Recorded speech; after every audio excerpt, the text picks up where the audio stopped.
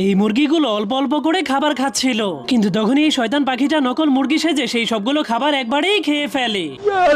এত সাতকে যার কারণে তার পেট অনেক ভারী হয়ে যাওয়ার কারণে সে বাসা থেকে নিচে পড়ে গিয়ে 10 লক্ষ ডিম পাড়ার রেকর্ড কমপ্লিট করে ফেলে। মাশাআল্লাহ সুবহানাল্লাহ क्या कारीगरी है। এই জন্য 10 লক্ষ ডিম পাড়ার কারণে তার মালিক তাকে পুরস্কার দেওয়ার জন্য ঝুলিয়ে ঝুলিয়ে ভিআইপি রুমে নিয়ে ল্যাংটা করে দেয়। এরপর তাকে একটা গাড়ির মধ্যে বন্দি করে দেয়, যার ভেতরে একটা মুরগি আগে থেকেই বন্দি ছিল।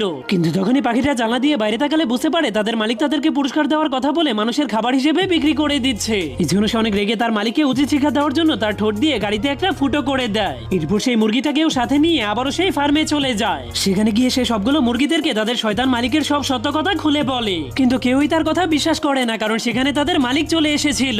যার কারণে পাখিটা সেই ল্যাংটা মুরগিটাকে আনলে ল্যাংটা মুরগিটা সব সত্য কথা বলে দিলে সবাই তার কথা বিশ্বাস করে নেয়। এরপর মুরগিদের পুরো টিম মিলে তাদের শয়তান মালিককে গরম গরম ডিম দিয়ে আক্রমণ করতে শুরু করে।